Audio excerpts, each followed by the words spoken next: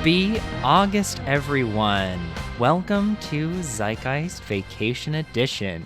We talk about all the latest TV and movies while we listen to the latest music. Whether you've been on the front lines of Love Island USA or watching a classic during these hot summer days, there's nothing like a trip to some distant locale to drive a deep wedge into a long-standing friendship or to make you dive headfirst into the sea to escape your family. Just kidding. Or am I? In the second half today, we're going to be talking about HBO's The White Lotus. Starting up with me today is my co-host, the victor of Venice, the titan of Tuscany, the judge of Jamaica, the baron of Bangkok, my co-host, Niv El Baz. How you doing today, man? I've never been to Jamaica, so I'm glad that you lied immediately. Well, talk to me. Where have you been vacationing nowadays? I just had my first vacation in a year in central and northern Italy. So I went to Venice, Florence, went to the Tuscan countryside, and I ended up in Rome, which was really, really nice. I was with my family.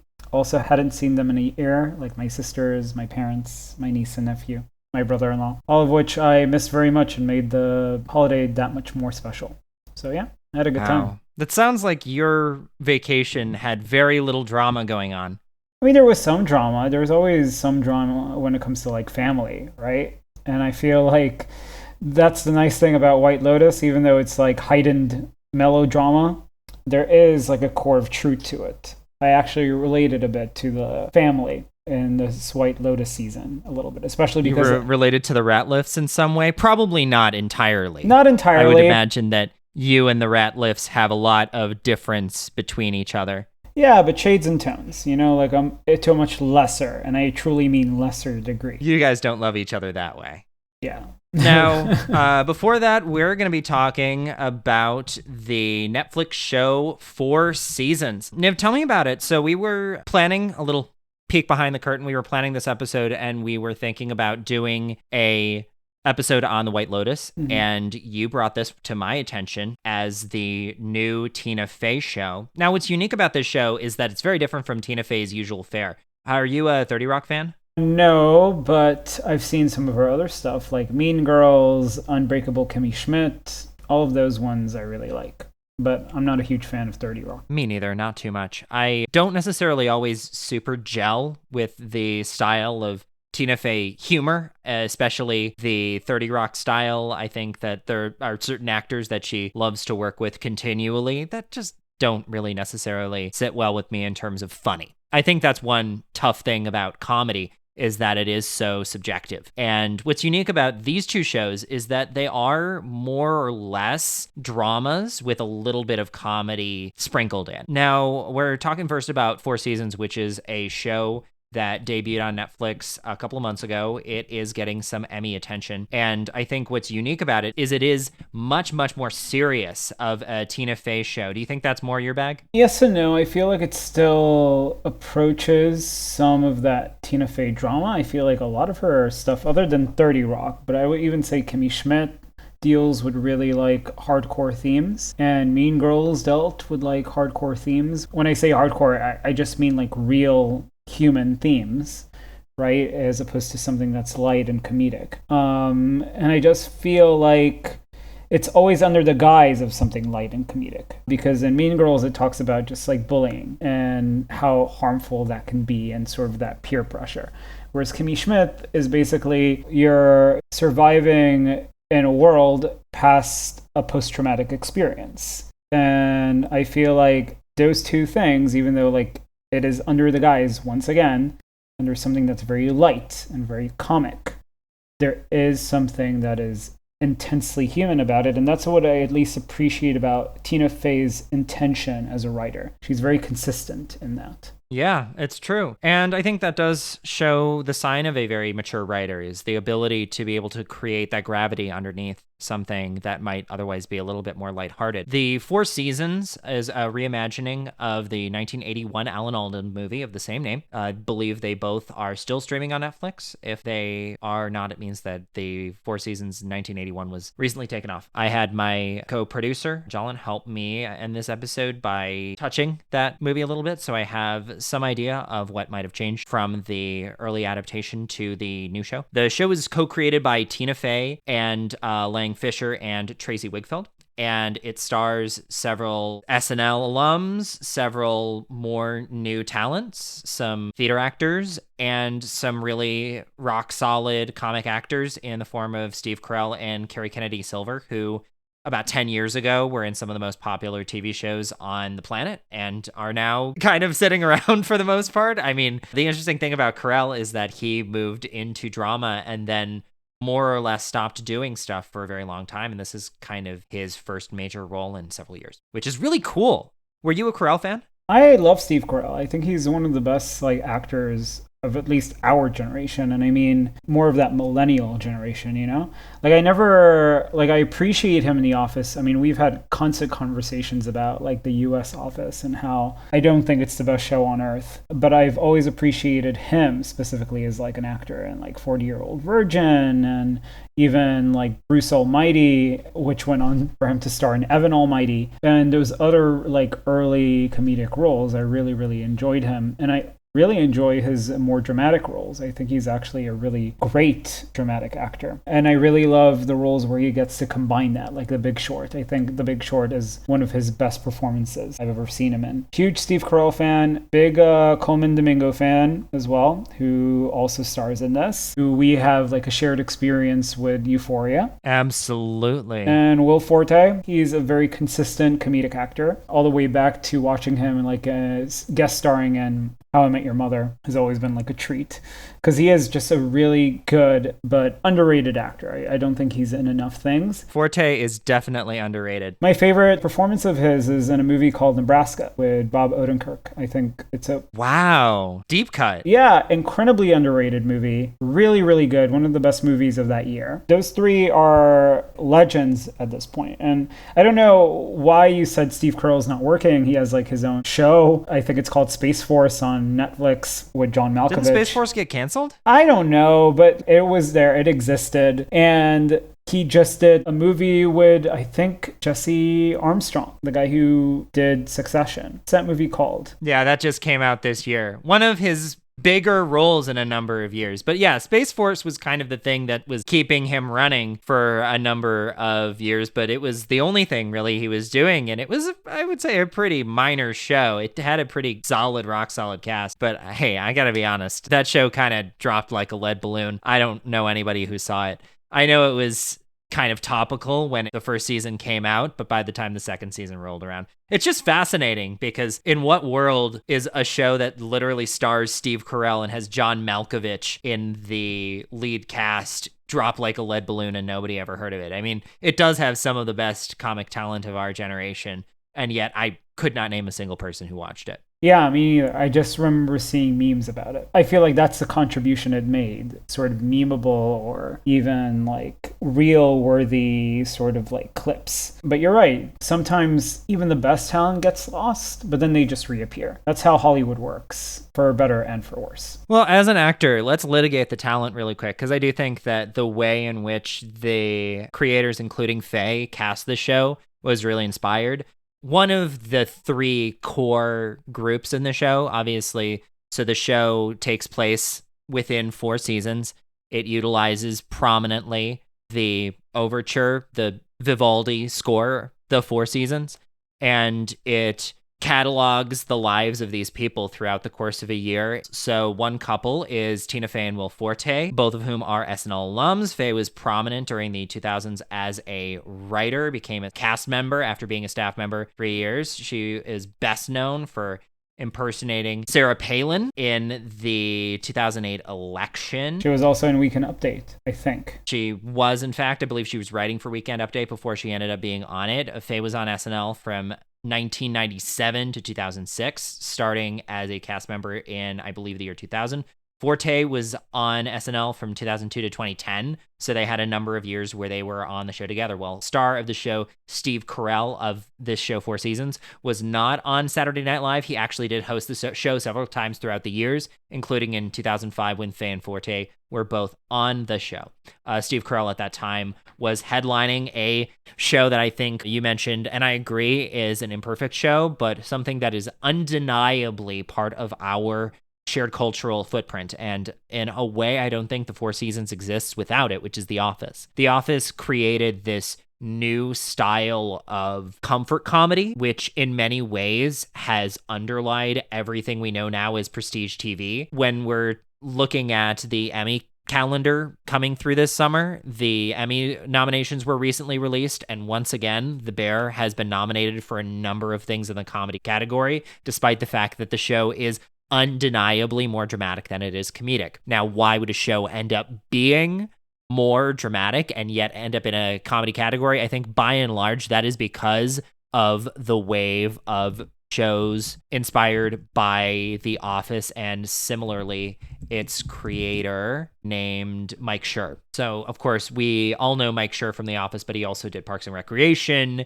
and was part of the show The Good Place. A bunch of other things. Right. He's currently working on A Man on the Inside, starring Ted Danson. A fun, but I think somewhat lesser show than a lot of his other work. But nonetheless, he created the footprint. And I don't think that a comedy like this exists without it, because it relies more heavily on character and more heavily on the kind of relationships, the interconnection, what's the word I'm looking for? Chemistry. The chemistry between these characters. And that's, I think, something that also largely motivates this show too, because you do see actors in these three couples all interconnected between their shared talent. For Faye and Forte, that's comedy. For Domingo and Kalani, I think they're more theater trained. And then you have Anne and Nick, and these two characters are played by Carell and Kennedy Silver, who both have a pretty unique standing in early 2000s TV as well. Well, because they come from a very much sitcom background, right? So you have two theater actors, two sitcom actors, and two essentially like sketch actors, very much in their couplet as well. I think that was intentional. And it's interesting that you bring up the chemistry, right? Because this is a very tight show. You know, there's not a huge amount of actors in it. There's literally 1, 2, 3, 4, 5, 6, 7 main ones. We'll get to the 7th one soon. But essentially, it felt very insular to itself. It felt self-contained. And the reason I say this is because it is very much about sort of that chemistry each of these actors and sort of characters have with each other. And it made me question as I was watching it, especially because 3 of the actors in the show, the main actors, are theater actors. So I asked myself many times, why wasn't this just a play? Essentially like a 2-act play, or even like a 4-act play because it's the 4 seasons essentially, but like 4 mini acts. Because I felt like the thing that made the show work and not work for me were very similar to each other. What I liked were the characters and sort of the emotional highs and lows the characters had endured with each other. But I didn't like the characters as well. Meaning when I spent so much time with them, you could start seeing sort of their shallowness. Not necessarily, maybe shallow is too harsh of a term, but their limited scope of the world. Yes, their limitations. And that's where I wanted to bring this as well, because you mentioned sort of like Steve Carell in The Office and Michael Schur creating this footprint, this sort of style of comedy. I argue against it. I think there was someone else who made exactly this style of comedy, but this is like the other sort of side of that coin, because I agree with you with Michael Schur in a more positive sense, but in a more negative sense, especially because Happy Gilmore 2 is out. I feel like this is very topical. The person who created essentially the holiday production, which is Adam Sandler. Adam Sandler is famous for essentially in between, I think, like 2010 and the 2020s, he created sort of a bunch of these movies, you know, Just Go With It, or even the big movie with Chris Rock and Kevin James, The Grown-Ups. He created sort of these holiday movies because he would get a bunch of money, he'd get a bunch of his friends, and he would just go travel to these like exotic locations, and he would essentially get paid to holiday. And he created these low comedy movies that would be really successful on Netflix, because that's where they would appear on Netflix. It made them very successful as well. And I think that that's actually the true influence in a show like The Four Seasons, where you get a bunch of like these actors who are clearly all friends with each other, and they make like this really straightforward project with each other that, you know, is not that deep.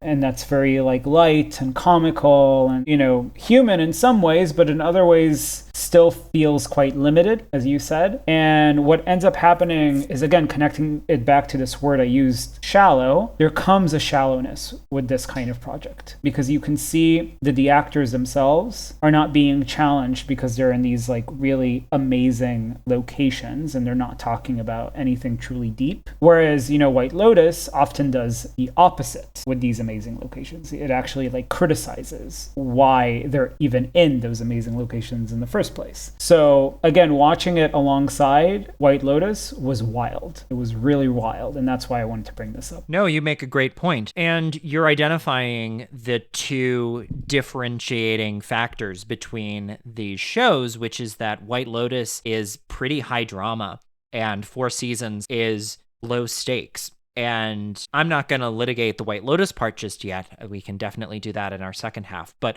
the first half is talking about how Four Seasons, as you said, is a limited show, in your words. I don't know if I necessarily agree that it is a limited show, but I do agree that the characters and their viewpoints are limited. Now, what is the difference then? And what would be the factor that would make it not a limited show? I think to me is the challenge within the show, which is that these people are put in stakes and locations that challenge their limited beliefs. And I think that that drama does largely bring them out of their shell and makes them better people. Now, I also do think it's important to note that this show is in its first season and they were renewed for a second season. Also wild. Which shows ridiculously wild. But go on. Interesting. I might watch it. I think that the show is largely very successful. I think that the show does what it needs to do, but I also would not consider this to be prestige TV in a traditional sense. It feels more in line with the new version of the old network show, where it is kind of soft and not frightening in many ways. White Lotus is well known for having a body at the beginning of the season. Nothing about the Four Seasons seems that risky. And what's interesting about it is that anyone who's seen the show to the end knows that there is an immediate conflict to that initial premise, which is that near the end of the first season, there is something that happens that's very, very dramatic and completely flips the script there. And I would say that that was largely my least favorite part of the show, because I think it subverts what the show is at its core. Now, I don't know, Niv, if you necessarily think it's worth spoiling that particular plot detail. We have a very good track record that in the first half we usually don't spoil things, so I agree. Let's keep that up. But I will say this, I agree with you that it wasn't handled very well by the show. I think it was very cheap in some ways, and in other ways it did feel real, the dramatic moment, because again, that's how life operates sometimes. But at the same time, I will say that I would have preferred that to be the dramatic moment that happens in the end of the show. I would have preferred that to be the inciting incident. I would have thought it would have actually been more interesting if that was the inciting incident. Fascinating. So you kind of wish the Four Seasons was more White Lotus coded. Yeah, because I think there's something to be said that this show is ultimately about letting go. You know, it is about letting go of something. I think all sort of three couplets are learning to let go of something, and it doesn't necessarily mean the partner in question, right? It also just means letting go of their youth, of sort of like this emotional wall they've been building with each other. There's so many things that are coded under, okay, I'm at this age where I need to start letting go of something. And I feel like that's very real, because even like a lot of these characters are in their later years, I would say sort of in their later midlife. Middle age. Yeah, but like later middle age, you know what I mean? It's different. And I feel like it's in that boundary where they're like still young-ish in the sense of like they're middle age, but they're getting up to like, oh, I'm getting old. And there is like something inherently dramatic in that age group, that in between, that I did really like when it did get explored. It wasn't explored that deeply, and because of it, the show felt very limited, because it touched on interesting topics. but it never actually dove deep into them. And that was my issue. I felt like it needed a really strong inciting incident for the show to be carried sort of by its dramatic tension into its themes and sort of like the conversation it was trying to make under like its more comedic intentions. But what ended up happening is that the inciting incident felt also kind of like a very basic thing. And not necessarily bad, I just feel like it's something that you see every day in your life. These things happen more often than not. There's something that drives a wedge between the couples, and it feels very sort of really ordinary. And when you watch a show, it's writing 101, you want the inciting incident, the initial drama to really grab you so it can propel you into watching the rest of the story. And it just doesn't happen. I remember watching those first 2 episodes and I even messaged you being like, it's a slog. It's such a slog to get through these first 2 episodes. I've been stuck on the second episode for a week. And these episodes are like 20, 30 minutes. You know what I mean? So they're designed to be light and easily digestible. But I think because especially that second episode was so boring to me, I just couldn't get hooked. And it wasn't boring out of design, it was boring out of intention, meaning it just felt, as you said, limited in its scope. So we have Nick and Anne, who that would be Steve Carell, obviously well known for playing the boss on The Office. And you have Carrie Kennedy Silver,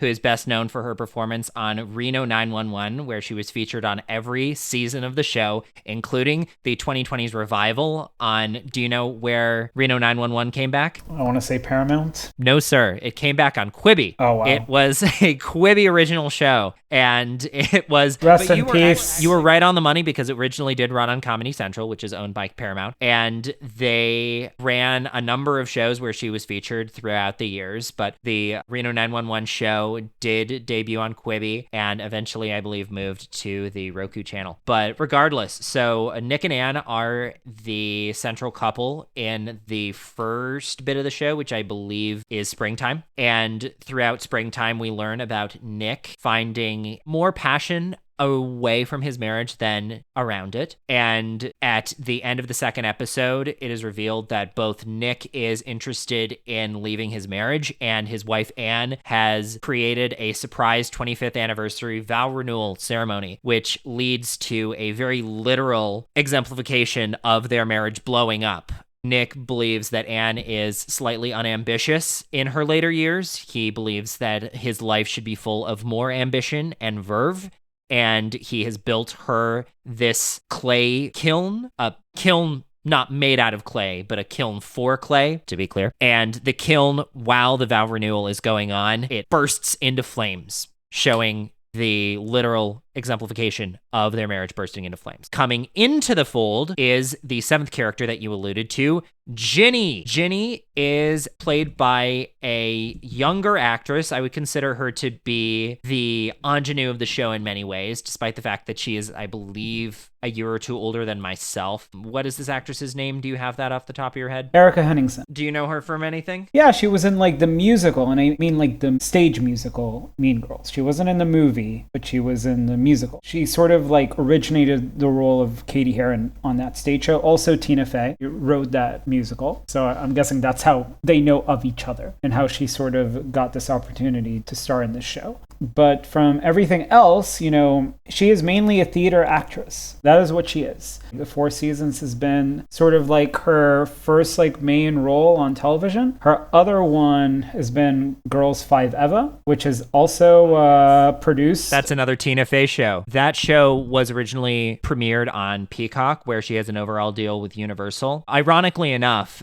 all of the Peacock First Look deals that Tina Fey has currently operated on that service has ended up moving in some way, shape, or form to Netflix. 4 Seasons was originally slated at Universal, and they did finance the show, but because they wanted a wider exposure, rather than debuting it on the Peacock service, which is, I think, successful in a way, but ultimately due to their reliance on the Bravo network debuting on there, they have a show called Traders, which does very well. They have Love Island USA, but the scripted stuff doesn't seem to be working quite as well on Peacock. Moving 4 seasons over, I think, was a very, very smart choice. I think she's the breakout in a lot of ways. And I think what a testament, right, to be a breakout in a show like this, where you have literally like giants like Coleman Domingo, Tina Fey, Will Forte, and of course Steve Carell, and other like established theater actors like Marco There's Calvani. not a weak link on the show. I think that's what makes me enjoy it so much. But at the same time, I think so much of it is potential. I think it had the parts for it to be like a really astounding show. And it's like the failure of expectations, right? The expectations, for me at least, are too high when you're presented with talent like this. Fascinating. Talking about the theater actors of the show, good time to talk over Marco Calvani, who I actually think was my favorite part of the show. He's taking over for Rina Moreno's character from the original movie, plays this really hot-headed character named Claudia. This character has been gender swapped to Claude. It is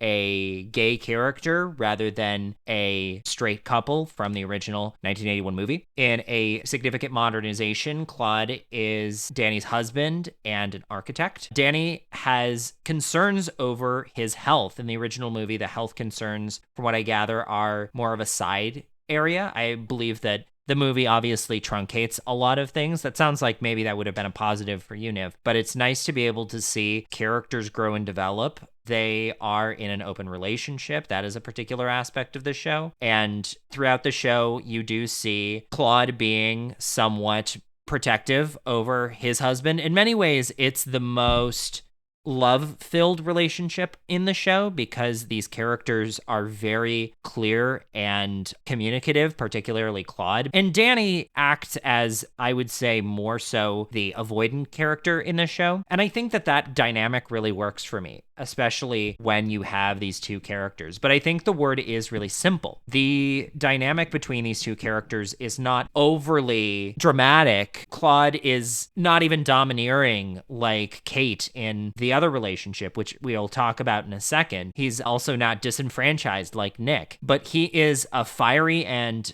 emotional presence that can occasionally cause some discomfort, particularly in his husband, who is often cagey and doesn't, I think, want to deal with this underlying health condition that could put his life at risk. And I think that that's something that, while maybe a little simple, I think that's something that's really relevant. These are things that are really important to note. I've had, many friends who have some kind of underlying condition that could put their lives at risk, and that danger is real. And when you really see it come to fruition, it proves the point. These things are scary, and I think the show does a pretty good job at articulating, without giving anything away, how scary and fragile life can be. But equally so, it's a beautiful world that we live in, and the people that we spend our time with are a important light in our lives. And we see, even more so near the end of the show, the way in which these characters really are a bastion of light.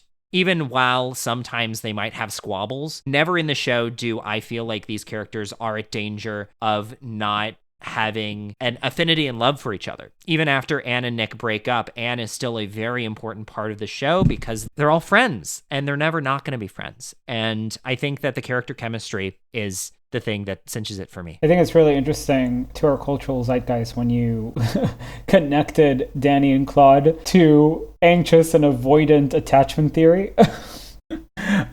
We really are living in 2025. Look, I agree with you. And even that was a reference to what I agree with, right? The show does a really good job at taking sort of the minutia of relationships and sort of dissecting them, presenting them. Even when I say dissect, again, my issue is that it's not too deep in terms of what they're going for. They're able to present all the issues long-standing couples have with each other in such a way that you're just kind of like, oh, that's interesting. Oh, that feels real. Oh, that is something that makes me think a little bit. But like I said, it always comes back to the same issue. It sort of explores in a way that makes it feel like, all right, I'm just gonna go under the sand with my feet rather than dig deep into what all of this means and how it all connects to something larger and deep and more profound, because I think that's the main thing I struggle with. I don't think the show was made for my demographic. I truly mean that. I think it was made for middle-aged people. I think it was made for that demographic. Because even though I find so much of this interesting, I can't truly connect with it unless it goes into something a bit more intellectual or profound. I think it's too light for me. And I feel it's just made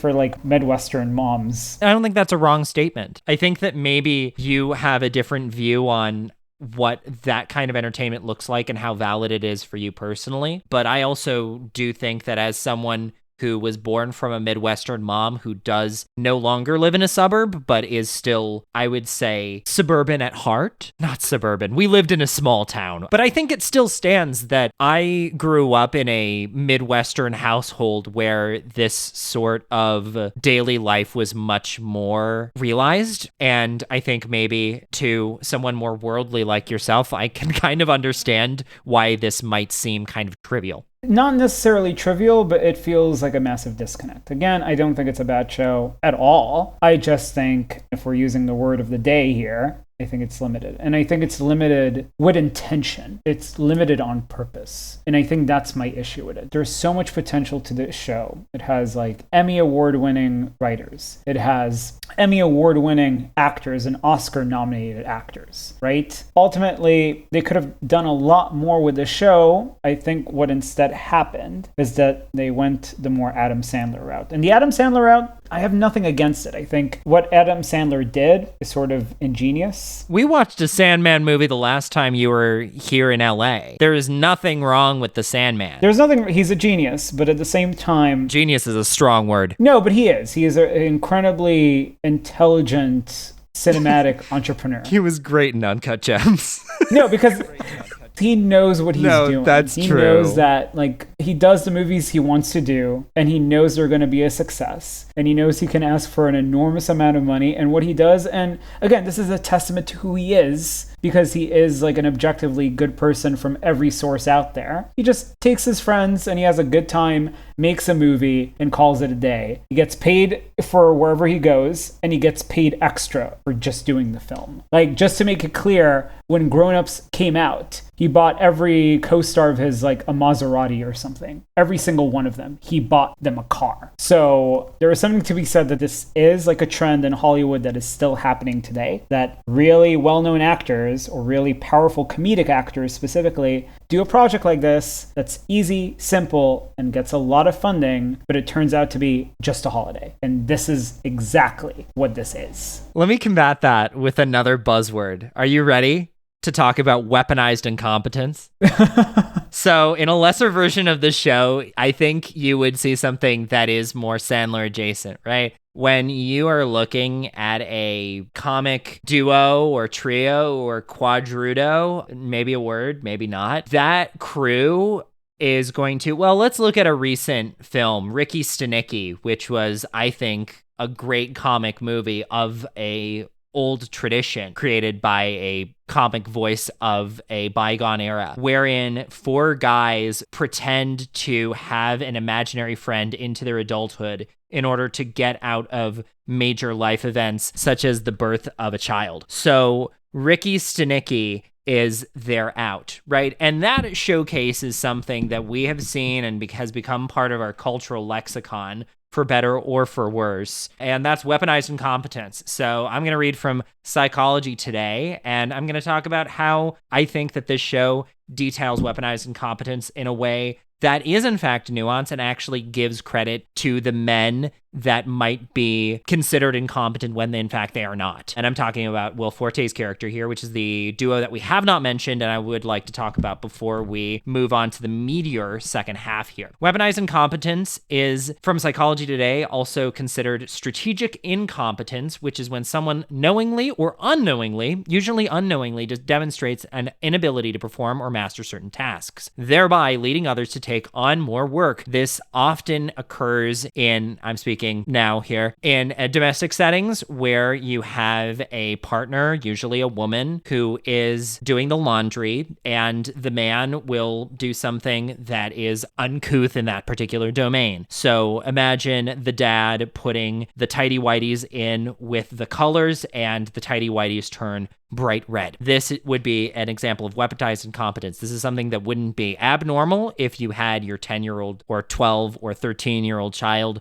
doing your laundry for you. That would be considered probably a legitimate thing because the kid won't necessarily know and they're willing to have grace because, parents understand their children make mistakes. Ideally, adults probably know how to do their own laundry. In many cases, in domestic settings, the man is relegated to taking on certain tasks and the wife is taking on a lot of the domestic tasks. And this may be because the husband says, "Oh, baby, you just do it so much better. I just can't do it the same way as you." And it can be considered a loving gesture from the man, but often the woman ends up feeling like they are taking on more of the load. And this is where we bring in Kate and Jack. In the original 1981 film, Kate, who is a Fortune magazine editor, is the one who's planning all the group's quarterly vacations, which is a task she secretly hates. And that conflict is more aligned towards the larger group in the 2025 series. That is no longer the case, and a lot more characters are planning the trips, but Kate still acts as, and I'm going to interlink this together,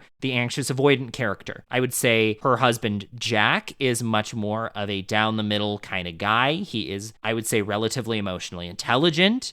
He is, I would say, the peacemaker within the group. He is the guy who is always willing to keep the peace, whereas Kate, I think, is pushing back a little more. And throughout the series, you do see situations in which keeping the peace may not be feasible. Kate trying to morph Jack into the version of the husband that she wants rather than the version of the man that he is. And furthermore, I think that it is a moment where we see, and this is where I'm bringing this all together here, the case in which she perceives him to be incompetent, when in fact he may be more competent than she's giving him credit for, but she is not willing to see things in his viewpoint and to take a moment to step into his shoes. And this is, again, another example of how I believe The Four Seasons as a show is not reinventing the wheel. It is not trying to be something it is not, but I think it is a much more, if minor, domestic show that showcases real conflicts that happen in the context of marriage and highlights things that might be true in certain relationships. The wife might feel really wound up and that she can't trust their husband to do anything, but that might be some kind of traumatic response. Often women have gone from relationship to relationship to relationship expecting that men behave a certain way and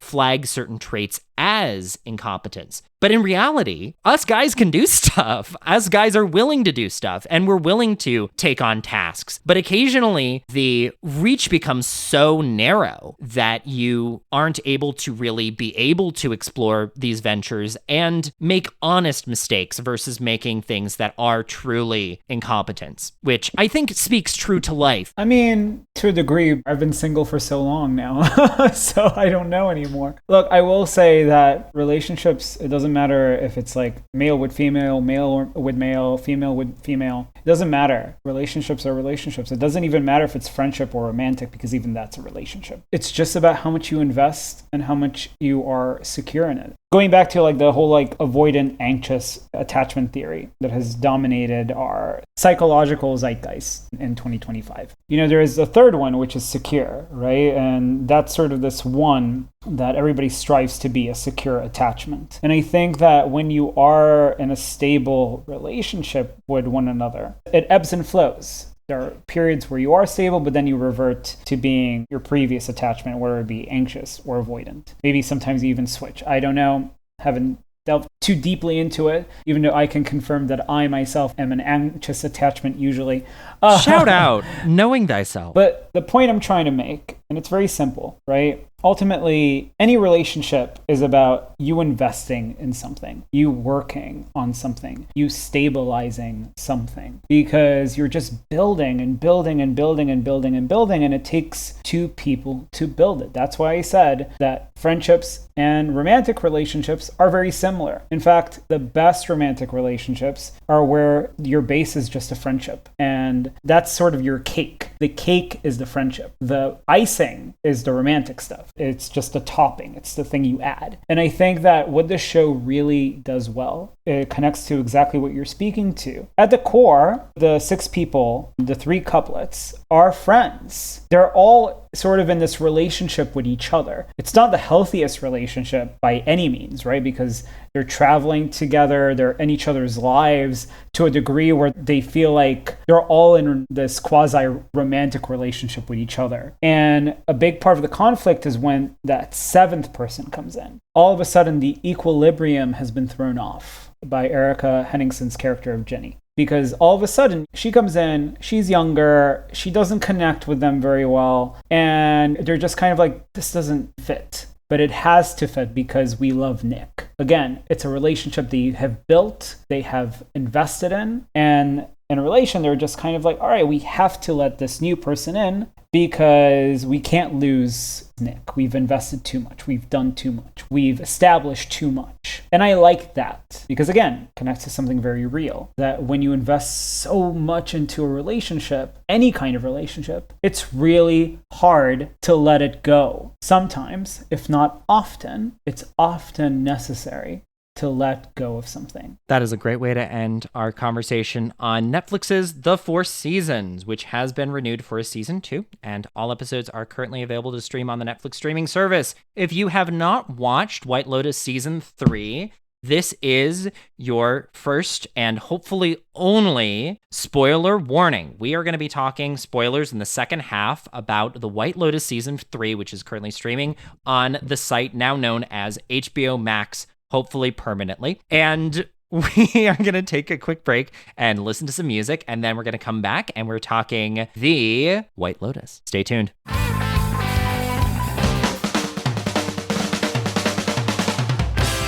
Yes, this is a break. No, not the music you were promised. That involves a thing called licensing, which happens on the Zeitgeist homepage, which is on Mixcloud.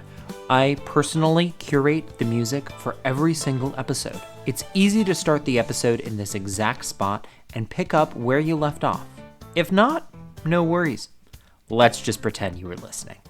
And we're back. Thanks to everyone who is listening on Mixcloud. You just heard some great music. So the next part we are going to be talking about is, of course, White Lotus. But before that, let's talk about the ethics and psychology of travel. So, of course, the whole idea of going on a vacation, as we were talking about at the beginning of the episode, is that it is supposed to create a moment of natural enjoyment. And in essence, hopefully, you evoke this state of flow, moving into a space that is unfamiliar to you. You can experience things that are new and novel, hopefully find relaxation in a new space. But as many people have probably experienced in their lives, I would say the majority of people, that vacation is not always exactly what you think it is going to be going in. The act of curation and planning that is involved in vacation can often become more of a stressor than it is a factor of joy. One creates a vacation in order to engage in that flow state. But when you are limiting yourself, that creates a limiting mindset.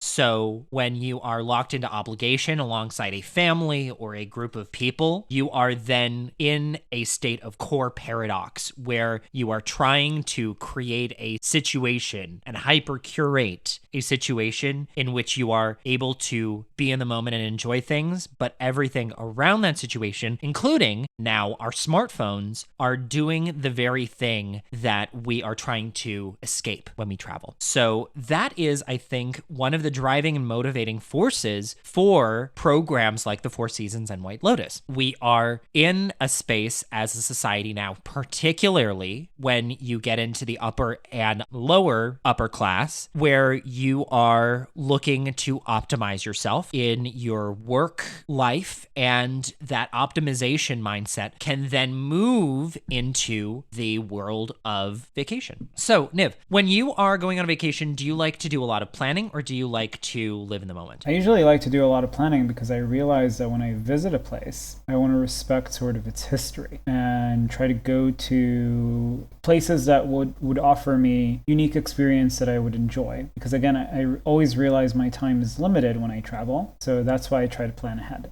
For example, I was just in Italy So my sisters and I came up with many experiences we each wanted to do that we sort of connected with. My younger sister really wanted to learn pasta making, so we had like a pasta making class in Tuscany. My older sister really wanted to be in the Tuscan countryside and experience that countryside, so we rented a villa. And I really, much like my dad, I really connected to going to like historical places. So we went to the Colosseum, we saw the Statue of David, you know what I mean? So those are the kind of experiences that I want, especially when you're traveling with other people, like bigger groups, because you need to sort of share that plan with them. You can't just live in the moment. If I were to travel alone, I think I would be more open to sort of live in the moment, because it would still be under my control. And I would feel like I would have more wiggle room in terms of like exploring a space.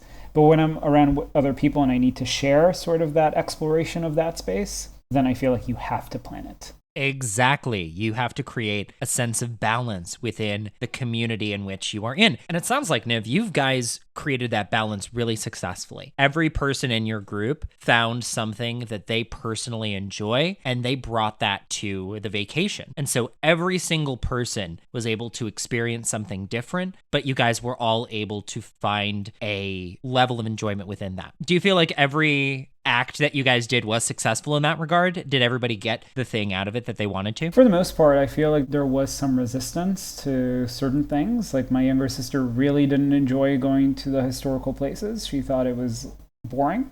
I remember she threw a fit in Pisa when we went to the Leaning Tower, because she... Classic younger sister. Yeah, and I don't blame her. She's young, she's 20, and she just wanted to, in her words, do fun things. And in her words... the 20-year-olds in our audience being like, excuse me, I'm an adult. Yeah, but at the same time, I get her still. Like, it comes from a place of love and understanding. She wanted to shop. She wanted to go to nice restaurants. She wanted to party, like go to bars and clubs and stuff like that. And she just wanted to be a 20-year-old. It made sense. And really, either the people on this trip were, more than a decade younger than her, or over a decade older than her. So she felt very much alone in her experience, and it made it sort of challenging for her to accept, like, okay, what I want is truly unique compared to everybody else, and it's hard for me to accept that. Whereas me and my older sister, we had very similar objectives in terms of what we wanted to do and see, and even my parents.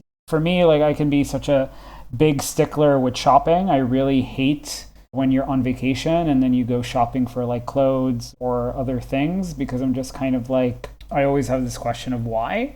You're just like wasting time when you can do this sort of shopping wherever you are in the world, because I promise you there is Tommy Hilfiger and Banana Republic everywhere, or for my sister is like there's Hermes everywhere and Dolce Gabbana everywhere. That's true. And I know that certain members of your family got sick of eating Italian food in Italy. Mind-blowing for me. My mom really struggled because she doesn't like carbs. So, yeah, it was just kind of this thing where she can't enjoy anything. And especially because we're Jewish and she is kosher, she really struggled with the whole like pork thing. And we were in northern Italy. Their whole thing is like pork and the cold cuts and sort of like the wine and the cheese and the meats. And of course the meaty pastas, the carbonara, I believe, was invented in northern Italy. So no, it was invented in Rome. Yeah, even in Rome, it was a challenge for her. So there is something to be said that when you're traveling, especially with other people, you have to not just be balanced. You have to be diplomatic and respectful. You don't just need to be respectful to whoever you're traveling with.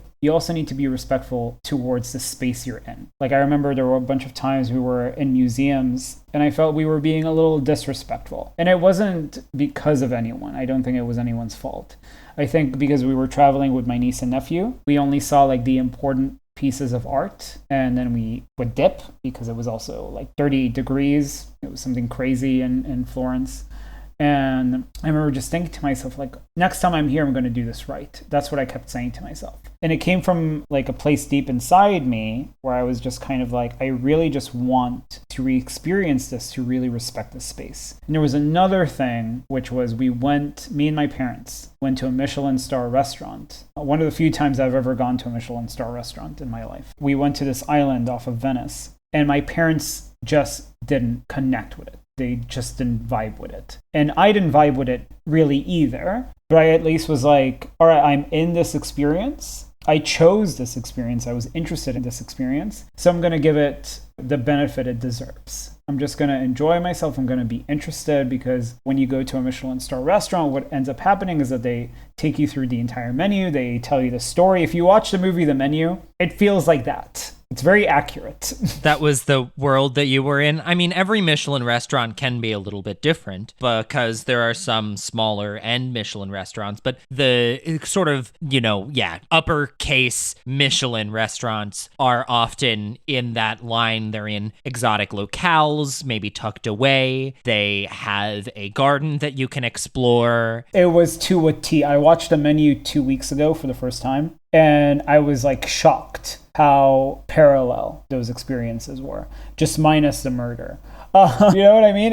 You feel super privileged by going to like a museum with this really famous piece of art, or you go to this restaurant that's really famous and such a unique experience that not everybody gets to have, because that's what it means to travel. You're experiencing something not everyone gets to experience, and not something someone every day gets to experience, right? You even experience it once in your lifetime. And I think there's a pressure, it's a very well-warranted pressure, to sort of live in that moment and respect it and be a part of it. And I think so many people, just like White Lotus has shown in season 1, season 2, and season 3, that there are so many people that take those experiences for granted. I've never been okay with that, but I'm also entitled and privileged in that way because I grew up outside of the country I was born in. Let's hold on to that bit for just another second. You obviously have a perspective where you believe in respecting the space and taking a vacation as a moment of learning. Not Kaylee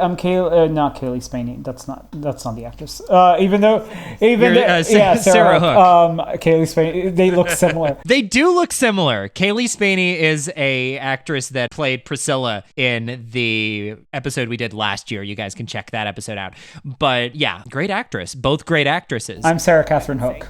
You're totally in line there. You are amidst a family of Ratcliffes, it sounds like. But I want to talk about these as individual elemental components, and then let's start plugging it into the 4 seasons, because I think you have given a really lovely perspective, and I think also dived in deep. Thank you for sharing, by the way, in the ways in which maybe certain aspects of the trip are frustrating. They aren't necessarily going to be things that are going to completely wreck the trip, but certain aspects might be really frustrating, having to do something that you feel is menial in the grand scheme of things. Now, that speaks largely to vacation as means of enjoyment, which is where I think my main thesis comes from, not necessarily as an area of study, because obviously I'm probably more in line with your younger sister, although maybe a little older, but I think that the main aspect of going to a new place isn't necessarily always to study it, but rather to enjoy it. And so enjoyment can look like different things.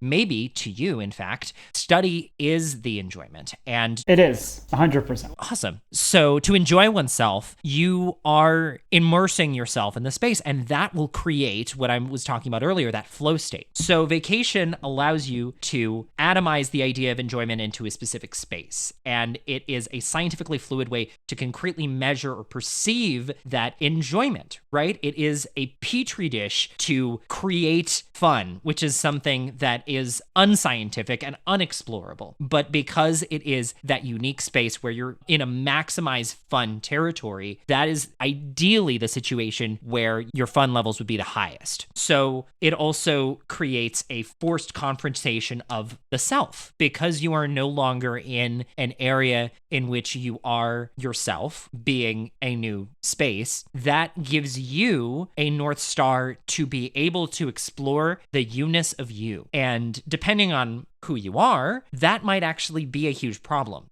For Timothy Ratcliffe specifically, that creates a huge issue, and it gives Ratcliffe more or less a crisis of life. So talking about the ethics and sociology of fun, that leans directly into what you were talking about with your folks and your siblings wanting to go shopping. When you are on vacation, a lot of people's first instincts is ultimately to be selfish. And I'm referencing here a podcast called Critics at Large. I'm going to post that in the Spotify link. Spotify lets you do that. Hopefully I can post these elsewhere on the other RSS feed. But the studies in which I am conducting here before we dive in is Critics at Large, the episode Why We Travel, and the Overthink podcast. This came out last year in 2014 called Fun. Overthink, fun. And their idea of fun is ritualized play, which can be a dominant feature of going on vacation, right? Experiencing new things, having these classes like making pasta, or having these experiences in which your mind is expanded, like going to a Michelin star restaurant. These are spaces in which I think ritualized play comes into form. I think some of the best Michelin restaurants exemplify play, where you are able to enjoy a food that you may have never seen in the form in which it is presented. So that is, I think, the highest form of Michelin food, and I think it in some ways also grounds what can be occasionally an over aestheticized version of things that we enjoy every day. But in the Four Seasons, this perfectly exemplifies the ritualized play. So their quarterly trips are familiar, safe containers for working through tensions. But in the White Lotus, you mentioned this earlier, it heightens that dramaticism. And instead of it being something low stakes and familiar, it operates in a place that is so different from the rituals of these characters, specifically the Ratcliffes, that we are now in a space of total newness.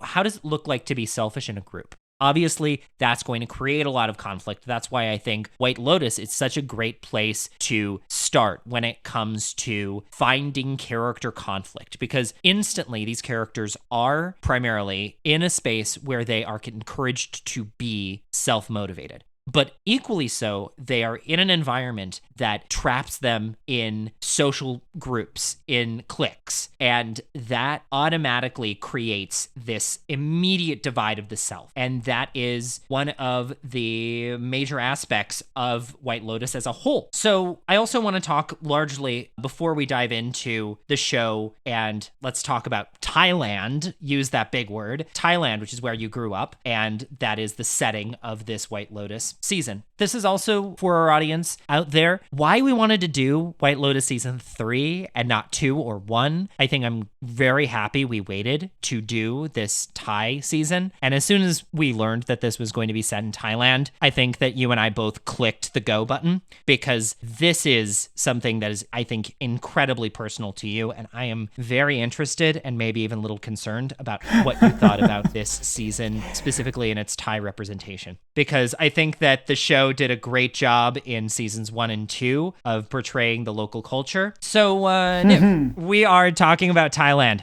Tell me about it. I grew up in Thailand. I left my home country when I was like 6 years old. And then I moved to India. My dad was working there. We moved there. Me, my older sister, my younger sister wasn't born at the time. And my mom, we moved to Mumbai. It was a really difficult period for my mom. It was the first time out of her home country. For me, it was like a grand adventure, because it was like the first time I ever lived outside of anything I had ever known. But then I moved to Thailand, because that was like sort of the conversation. My mom really disliked living in Mumbai. She had like this very westernized sort of upbringing to a certain extent, and she was not used to something so Eastern. And when we moved to Thailand, we moved specifically to this neighborhood with an international community, because that's where the international school me and my sisters went to. So it was very sort of like insular within itself, meaning that it was a bubble. You didn't really feel like you were in Thailand. You felt like you were in an expatriate village inside Thailand, which is what it was. And my dad also built hotels, like being covered in Thailand, because I was like, oh, I was in my dad's hotels. growing up. So it was a thing I really connected to. And I was really excited for White Lotus to cover Thailand because I was just kind of like, finally, this is essentially my true home. To a certain extent, there's only two places I consider really my home,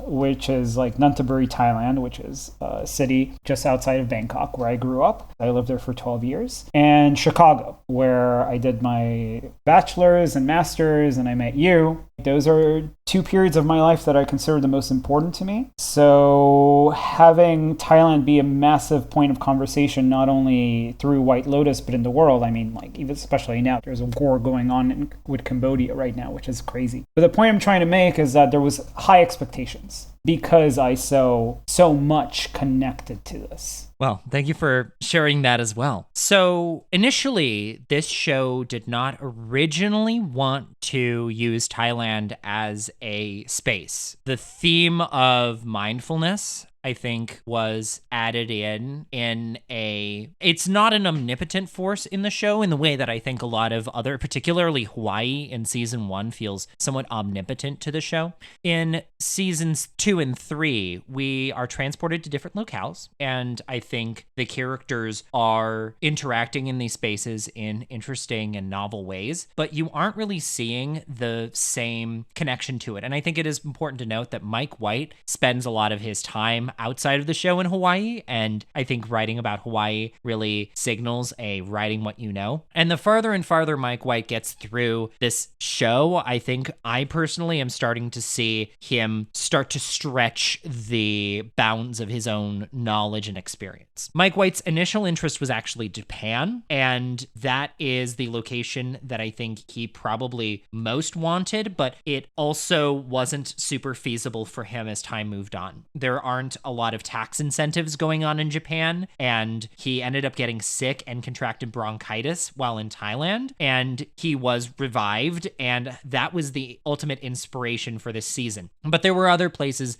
that they were thinking about as well. In Bali, South Korea, the Philippines, Sri Lanka. And Niv, I believe in Thailand, I think you might have this information more readily for me, they end up going to a Four Seasons resort to film. And this is not the first time they've used the Four Seasons as a White Lotus. No, I believe they've used it for the past 3 seasons. And I feel like that was also, knowing that knowledge is what inspired me to be like, oh, let's pair the show Four Seasons with White Lotus, because the White Lotus is really based off the Four Seasons hotel chain in terms of like it's to a point where they actually branded a Four Seasons White Lotus as a tie-in for season 3. And actually, this is kind of the first season in which White Lotus has become more commercial. I walked past a fashion collaboration with White Lotus at the Grove the other day, and they have this huge window display of all this kind of flowy vacation wear. And that really shows that White Lotus has become a commercial product, for better or for worse. It has. I mean, because it's become mainstream. You can't avoid it being part of the cultural zeitgeist. That's why we're covering it. But there is something to be said that it has really reached a point where it's not so much like a niche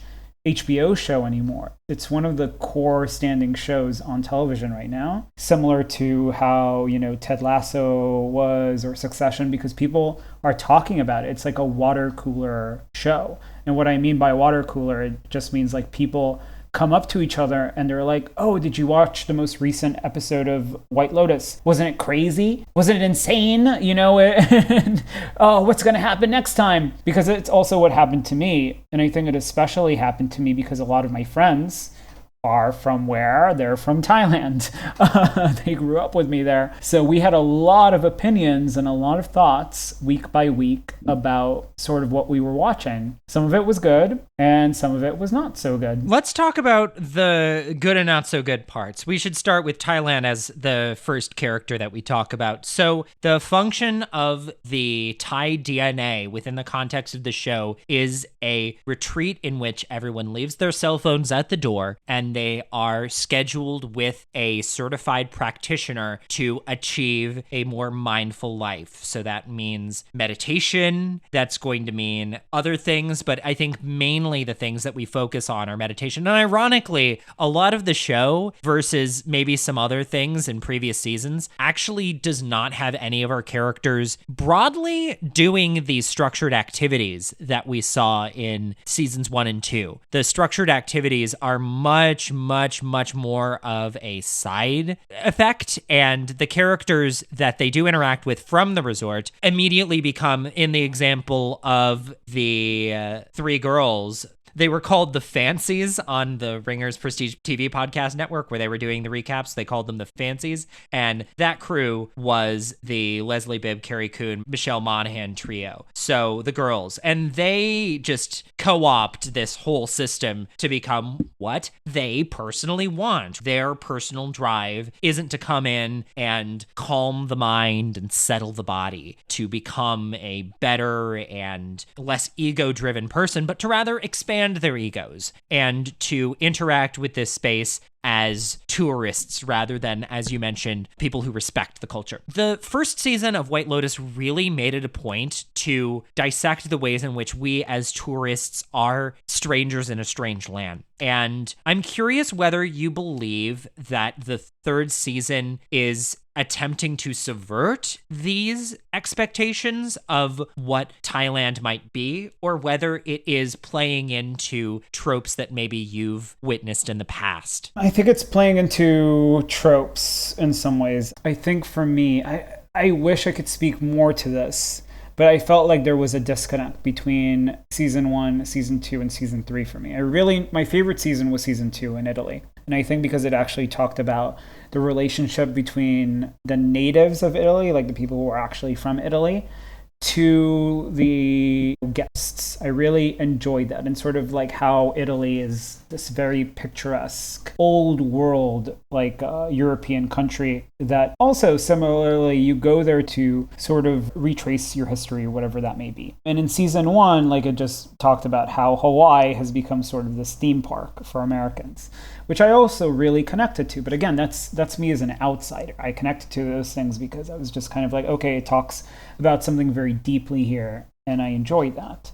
With Thailand, it was interesting because I felt like a lot of the Thai characters most of the Thai characters almost didn't interact with the guests at all. And I found that to be really disappointing because my understanding of Thailand, especially since my dad was in the hotel business, it came from this sort of like idea that when people came to visit Thailand, it wasn't for this like spiritual awakening. It was to party. It was to go to the islands like Koh Samui, Koh Phi Phi, to go to the archipelago of Phuket and Bangkok, going to the walking street, and essentially like any place where you could get drugs and party and do whatever you want, because that's what Thailand is. It's for tourists, at least. It is treated as sort of a release.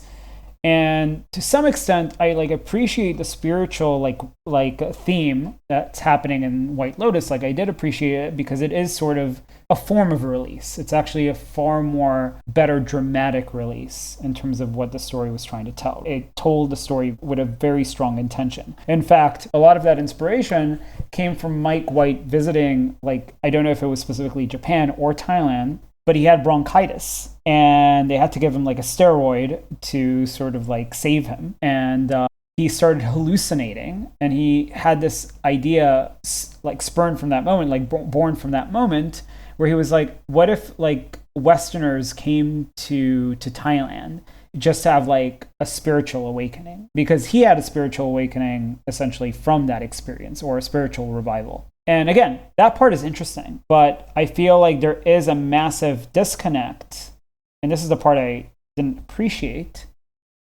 in that Thailand is so much about it. The culture is so rich, just like in Italy, just like in Hawaii, but I don't feel like it was nearly as explored as much as the other seasons, because I feel like the show has become so mainstream that more and more and more seasoned actors and more mainstream actors it's almost become like a privilege to be part of like the White Lotus cast. It's the thing that everybody wants to be on. It's this and The Bear that every actor in Hollywood is like, get me on, I'll work for free. Yeah, and that's the issue now. Because it's become sort of this thing. And again, it goes back to my whole like Adam Sandler vacation theory. Because you're essentially grabbing like really high level names. You are giving them like a certain amount of money. Again, everybody was paid the same thing. I believe you told me this. It was $40,000 per episode, 300. Yeah, so that's $320K per actor on the full season. That's insane in today's standards. There are people who've been paid like $1 million per season.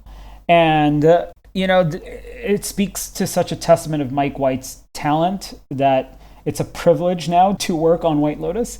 But there is something to be said that, I believe the filming was around 6 months, if not more. So these people lived with each other for such a long time that it did sort of become like this very long standing vacation or sabbatical even, because they were in these high level like locations, meaning like hotels, and they went to restaurants. They ate at like really nice restaurants. They went to spas. Again, all part of filming, but also that's what was available to them. And it was most of the time paid for. So that's my issue in some ways, because when you do a show like this, you focus so much on like the privilege and the excess. And what the first season and second season did so well is that they talked about the characters who don't have the privilege, who don't have the excess.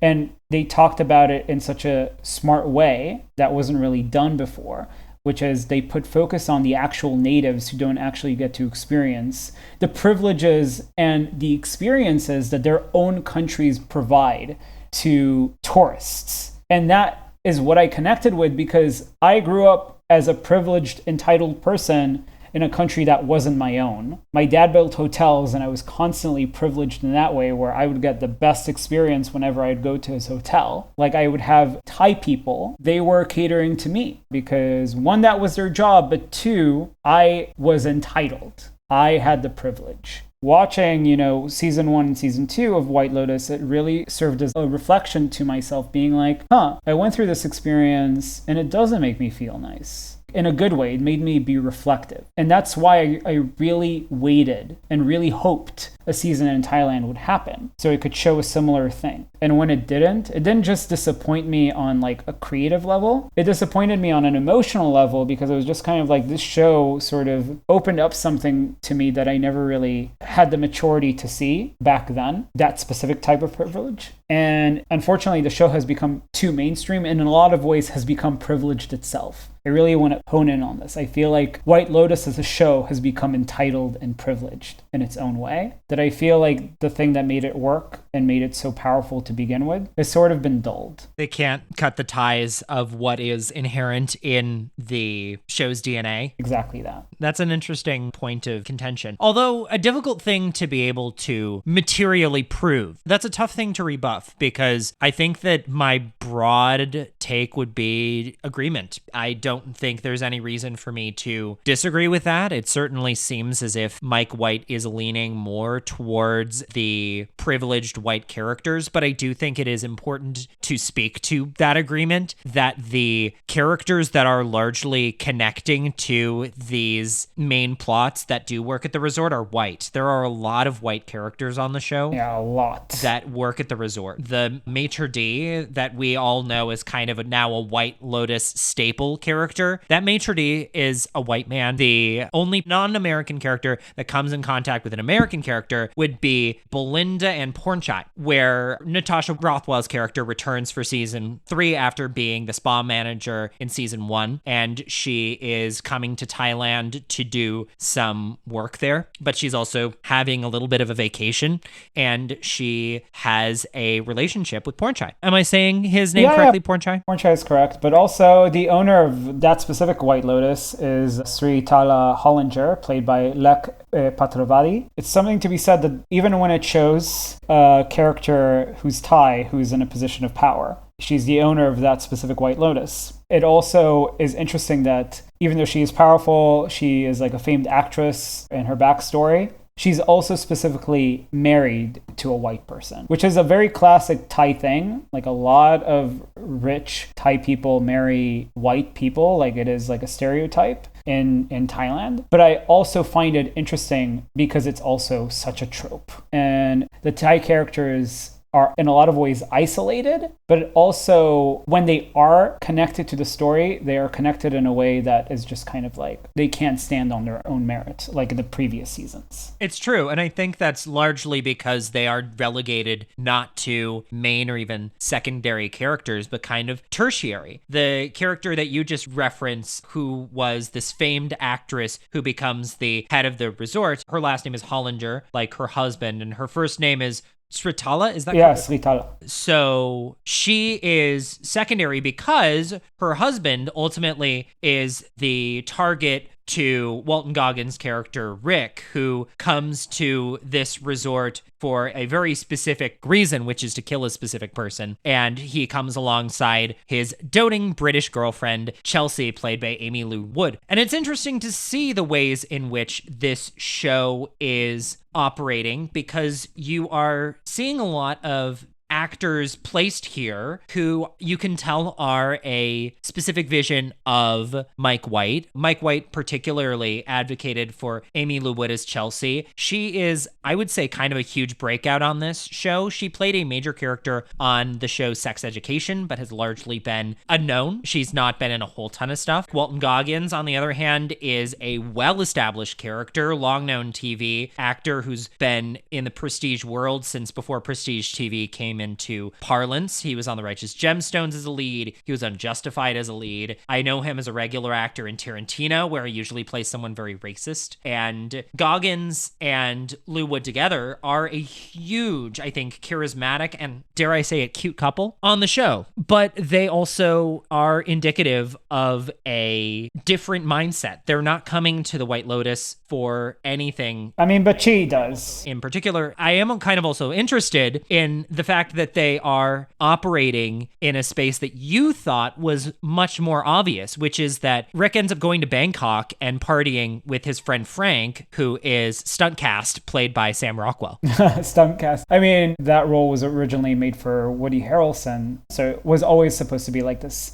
shock stunt casting, and it didn't end up happening because there was essentially like a scheduling conflict. And Leslie Bibb, who plays Kate in the show, one of the main characters in the show, she is Sam Rockwell's like partner. So they got in touch with like Mike White and they were able to make that happen. Can I clarify something really quick? So I love what you're saying. I do believe that Woody Harrelson was not scheduled to play the character of Frank, but rather Rick himself. He was slated to play Rick first because, and it is entirely possible that Frank was written as a way to still keep him on the show, but ultimately he left due to either pay dispute or scheduling conflicts. But the reason why Rick was, I think, maybe initially meant to be specifically a bald man is that if you look at Woody Harrelson, kind of bald. He is in the show. I would say that White Lotus season 3 operates in a more symbolistic method more broadly, and we can talk about the active symbolic character in the context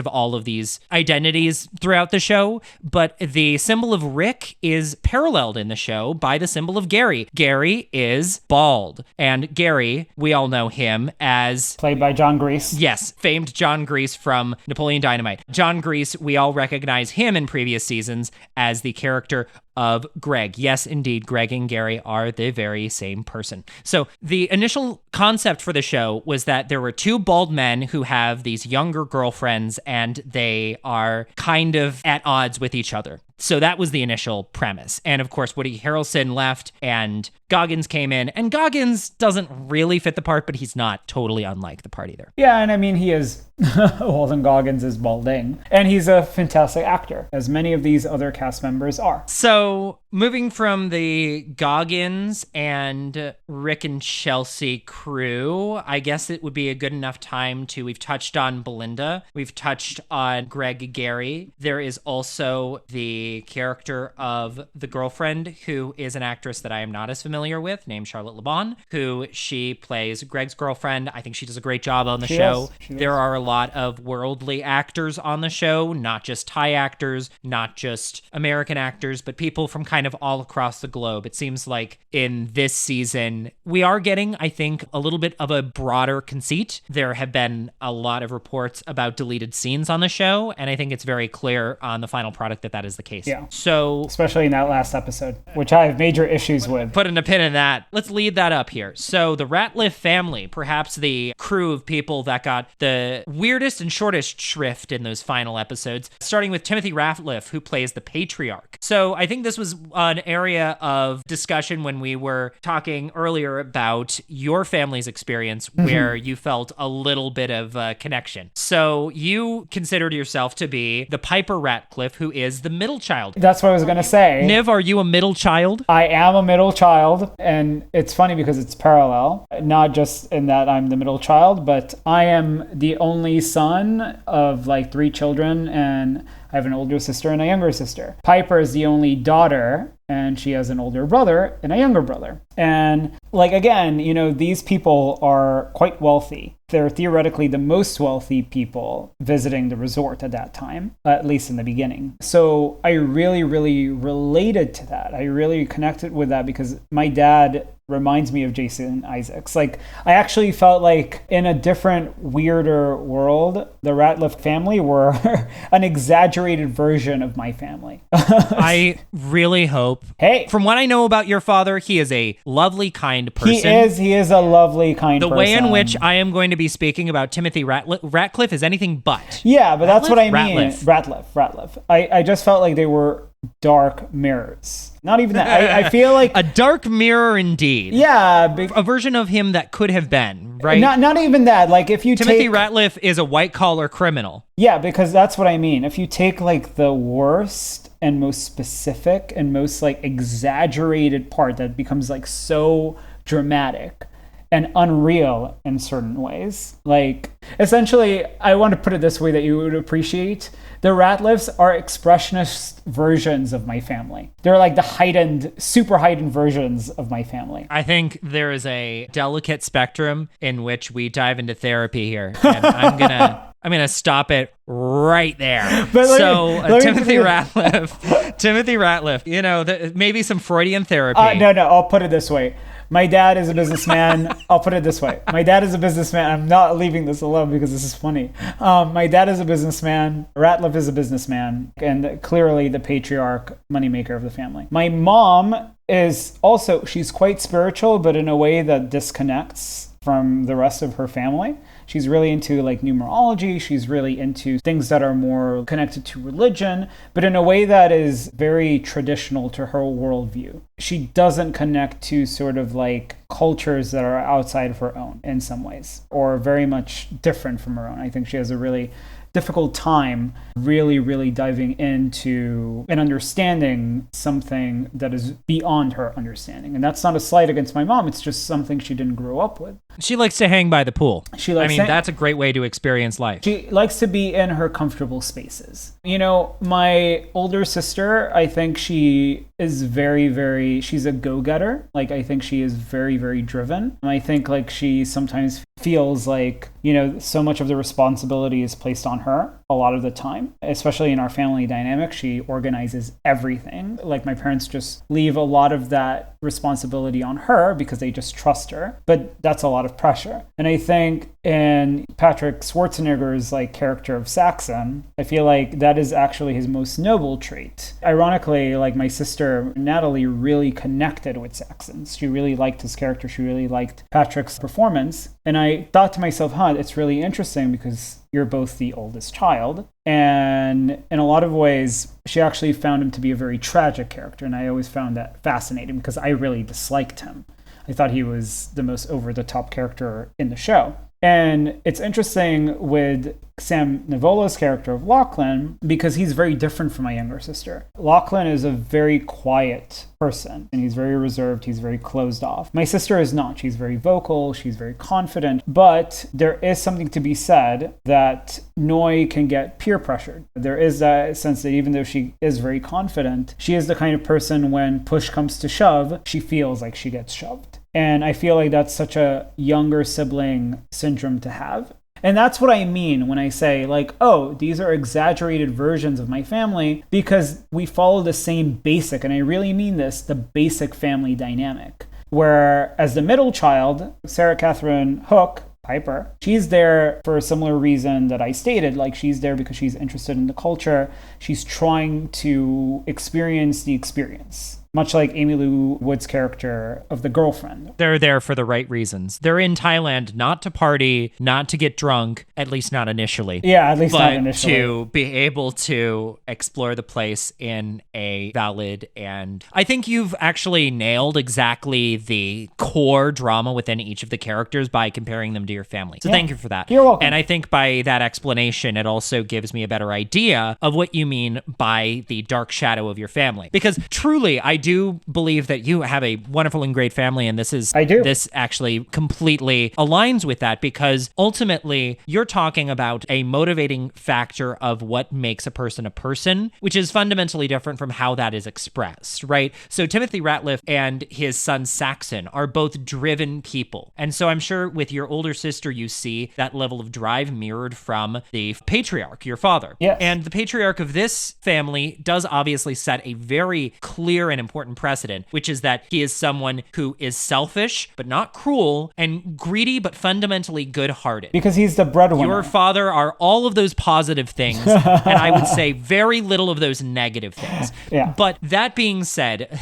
you're welcome. The characters within this show are ultimately driven by something that is a little bit evil. And Timothy Ratliff is way in deep in terms of a really awful, probably a Ponzi scheme, where he gets a call from his coworker, played sneakily by Kiwi Kwan, on the phone, and Kiwi Kwan lets him know that if he comes back to America, that he is good as dead. And Ratliff, throughout the show, struggles with that to a very literal point. I really want to make this distinction. He's not as good as dead because he would just go to prison. And that's why, if we're talking about what the major theme of this specific season is, it's the concept of death, right? Death is release. So he's actually viewing it as a way to escape.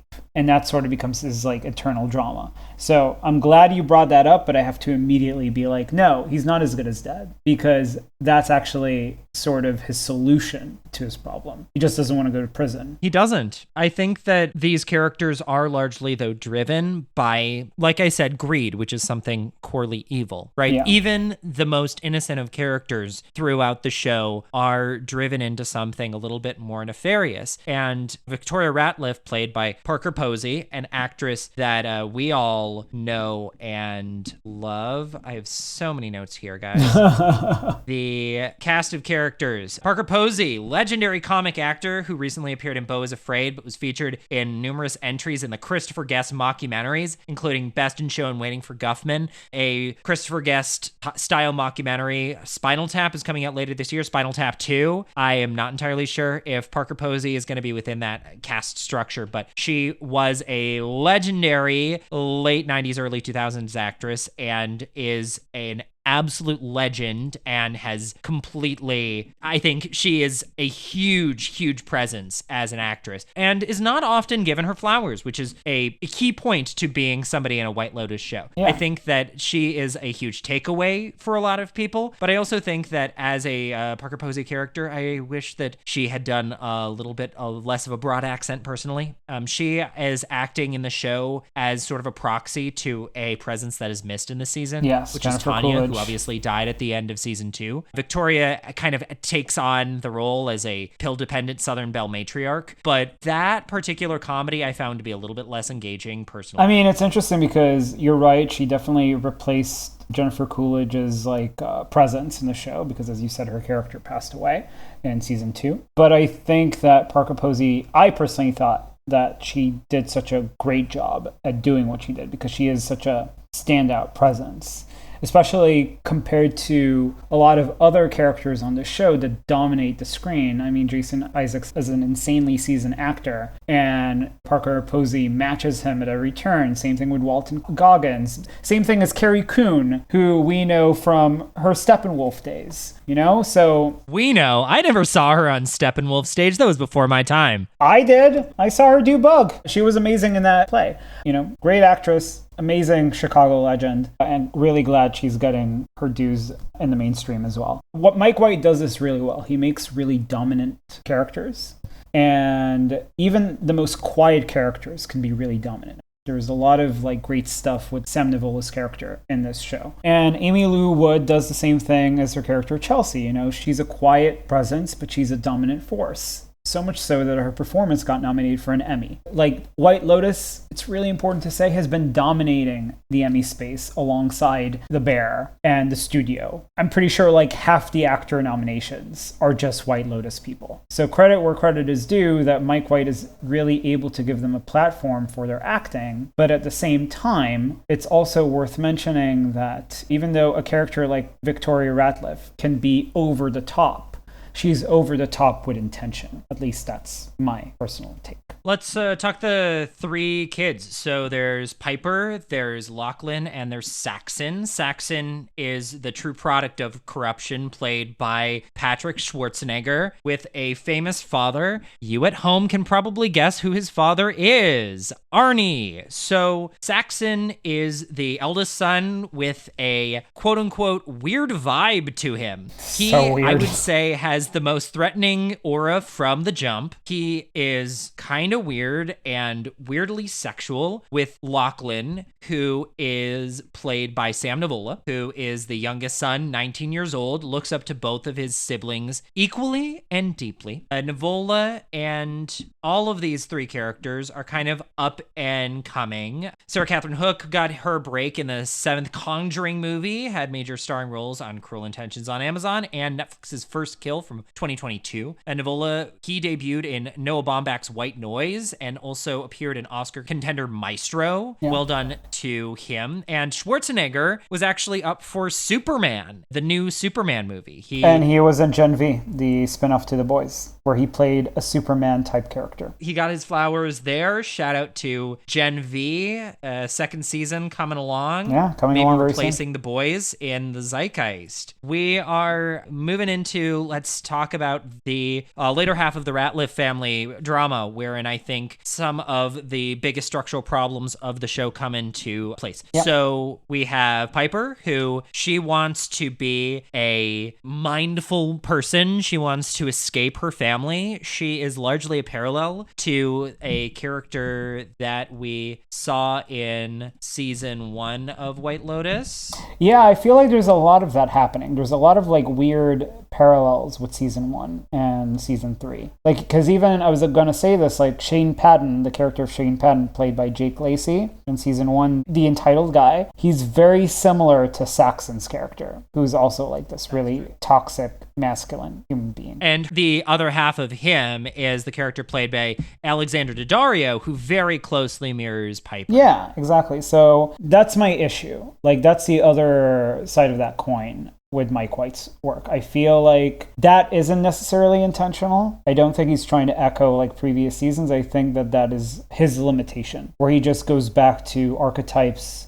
that we've already seen because he can't spread them out anymore. I think like he's sort of reached a certain limit to what he can do in terms of like character dynamics. And of course, to be kind, because he is a terrific writer, and to give credit where credit is due, he does differentiate. I mean, like Saxon goes on a different sort of journey, and so does Piper. But at the same time, the trope remains the same, and it carries over the entire season, and you feel it, and you're just kind of like, okay, I've already seen this. What do I do with this? And I think that a trope can be well done, but it's about execution. Yeah. That is ultimately the nature of trope. Trope can be fun, but we need to be able to execute on it properly. And I think largely in White Lotus season 3, you are getting interesting characters, and I think noteworthy characters, but when looked at from the conceit of trope, I think the trope ends up flattening them more than effectively giving them a transcendental spiritual identity. And I think that is definitely the case with Piper. You really do see in the show there is a huge drive to move towards depth in storytelling. Mike White actually cut a lot of material, and it really shows in the second half. I think that the show is very unevenly paced this particular season, which is a darn shame because I do think that a better edited version of this show would transcend season 2 for me personally.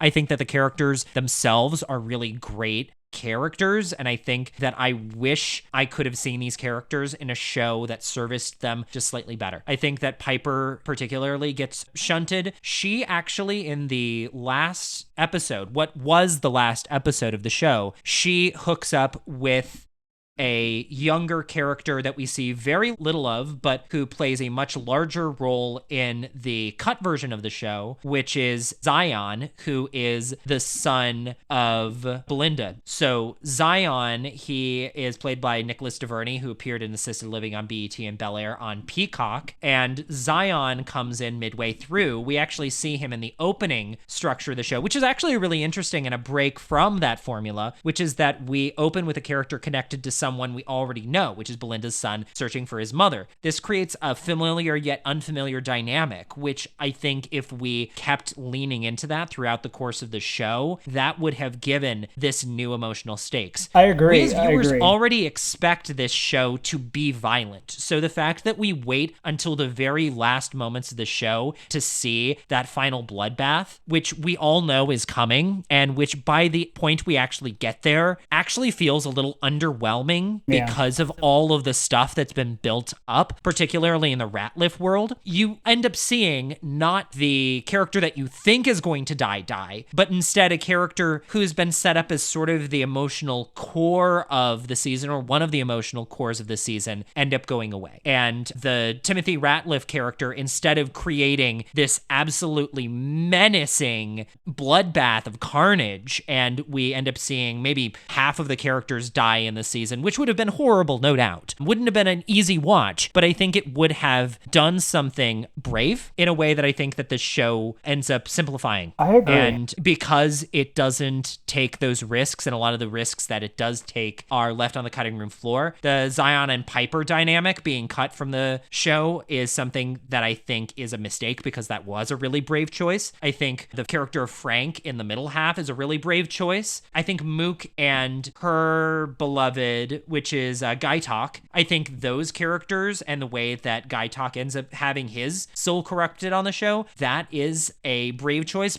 although a little more telegraphed. These are aspects that I think show a version of this show that is really dynamic and actually digs deeper, which is hard to do when you've already had two great versions of the show. Now, this is not to say that White Lotus is not operating on most of its cylinders well, but I think we're getting to a point where this car is starting to hit its 200K mile run, and it's starting to break down a little bit. I feel like that's sort of become the emerging theme of this podcast episode. I feel like we're talking about the limitations of creatives when they're sort of reckoning with a project like this, or any type of project, really. In 4 seasons, it was very much like, okay, let's talk about all sorts of themes having to do with being middle-aged in a relationship. And here, it talks about the tourists, like in Thailand, and of course, like death, and this idea of spirituality. But it also talks about, like we haven't even touched on this yet, what happens with middle-aged women, or just any sort of female friend group on like a trip,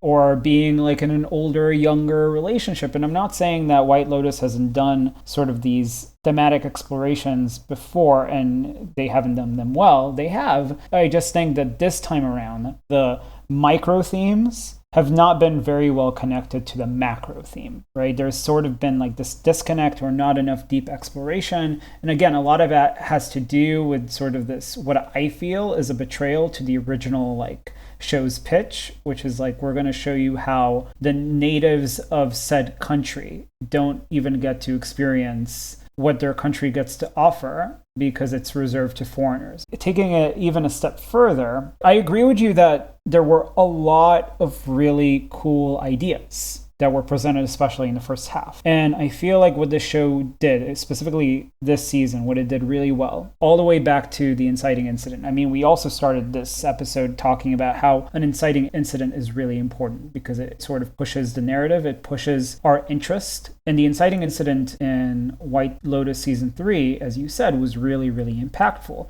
We were already connected to the show, and it immediately grabbed our attention by providing us something familiar, yet not familiar. And sort of the execution failed, because a lot of the show's failings this time around is that it presented a lot of interesting ideas, but it had very poor execution and almost nonsensical execution. Like, we rushed a lot of things because there was so much going on as well that you couldn't keep up with everything either. You had to leave something on the cutting room floor. I think this time around, a lot of the characters weren't actually interconnected with each other. A lot of them went on their own way. Walton Goggins' character went to Bangkok, and Amy Lou Wood's character went on like a yacht. The family went on their own excursions. Half of them went to like a monastery. The other ones went on the yacht as well. The three ladies that, again, we haven't even talked about because this is a humongous season. Because they're siloed. Yeah. Michelle Monaghan, Jacqueline, Kate, and Lori. Michelle Monaghan, Carrie Coon, and Leslie Bibb. A trio of girls who on their own are a fantastic White Lotus trio, have very little connection to the broader scope of things. In many ways, the show has these characters that more or less just bisect. You have these characters who do actually interact meaningfully with Thai culture, which is important to say. Yes. They are largely around these Eastern European guys, but at least they're in a space that Gaitok and Mook are also exploring, which effectively gives all of those characters a version of the White Lotus that I do think is exactly what you're describing. So here's an interesting thing. You are talking about something where most times on a show we would call that underdeveloped, and in this case I would say is overdeveloped. We've kind of overdone a lot of the things in this show that otherwise would have been important. The things that are so seminal to Mike White's writing, which is this line-by-line version of TV, which is, I think he does so well with character drama and the TV-ness of White Lotus, becomes, I think, more and more, it falls into the trap of prestige, which is diving into larger and larger themes and scope. It's become part of the mainstream, and it's falling under its own weight because of that. And I'm really glad you brought up the fact that the three ladies,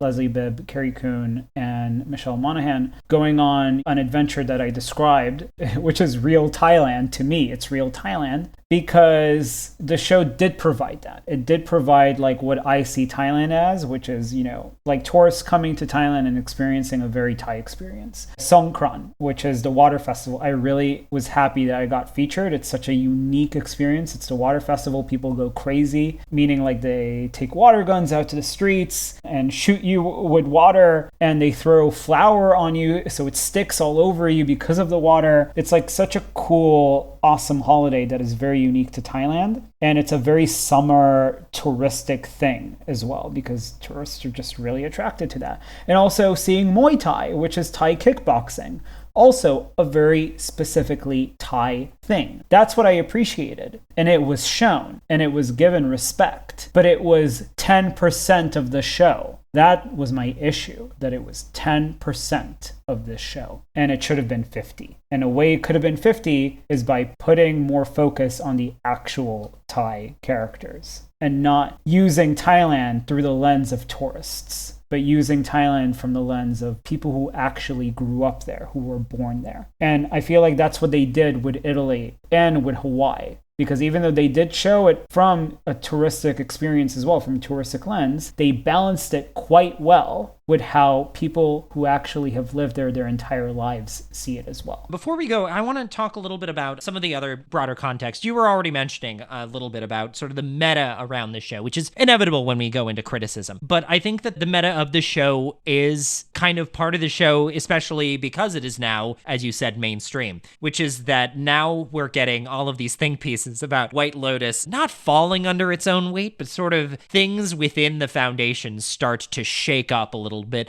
which is just like if you were part of a rock band, right? The rock band might start to have tensions within them.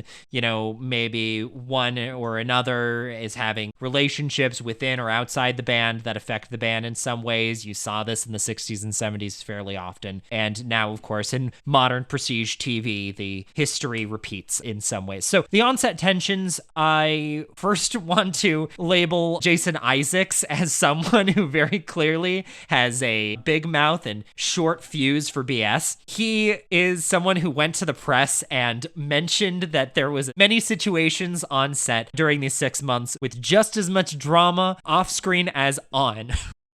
Yeah, but he also has a publicist. Him and Parker Posey, obviously, were in very close proximity. I understand that she has sometimes her particularities. Isaacs has a decades-long career. It's entirely possible that he has his particularities. Mike White certainly has his particularities, as does Cristobal Tapia de Veer, who is the composer to this show. Oh, yeah. That was a bigger drama. That is a piece of drama that is very clearly charted. Tapia de Veer created the music to all 3 seasons of White Lotus. The first thing that really broke was obviously the debut episode. People were really upset about the new theme song because the theme song does not have that riff. Yeah, the famous riff. I can demonstrate if we need to, but I think we all know what we mean by that. The missing riff, which is a huge part of the show. And right before the finale, Tapia de Veer did 2 things. First of all, he leaked the original track, which included the missing riff that we all knew and loved, directly incorporated into the existing theme song that Mike White had put on the show, granted cut down significantly. His partnership with Mike White then was publicly severed, to which Mike White went on a talk show to talk about this drama. So the creative conflict had been brewing since the beginning of their collaboration. Mike White constantly felt disrespected. He said he felt like a chimp rather than the show's creator, and he always, Tapia de Veer, had a contemptuous smirk on his face during meetings. Quite the thing. Tapia de Veer then revealed to press that he was not returning for season 4. It is, I believe, public knowledge that he leaked this to press prior to resigning directly to Mike White, and they clearly had a lot of fights. So on Howard Stern, White mentioned that he didn't take notes very well. He called out the composer for not being a team player and wanting to do it his way or whatever. He wants people to think, this is Mike White, that people think that he's edgy and dark, and I don't know, I watch reality TV. So that's what White thought about the situation. He was very clearly interested in leaning into the drama in some ways. I mean, Mike White was on Survivor. He knows how to make the most out of a dramatic situation. And I think in many ways that probably did good press for the show. I think he was able to manage that in a way that was both honest to himself. I mean, he certainly spoke his mind, but it also seems like that was a way to juice the show a little bit. It's too bad that Tapia de Veer is leaving the show. I do think that he's a fantastic composer. I'm very excited to see what he does outside of the White Lotus universe. And in many ways, I'm actually glad he's moving on. But I do wish it wasn't such a, as the show often is, bloodbath of slinging poop at the wall. Absolutely. So we obviously talked a little bit about the pay structure. It is noteworthy that every actor on the show only gets paid scale. We talked a little bit about the cut content, but I do want to note that there were a lot of dream sequences that are tied directly to what you mentioned, drug-fueled hallucinations that he was having early on. And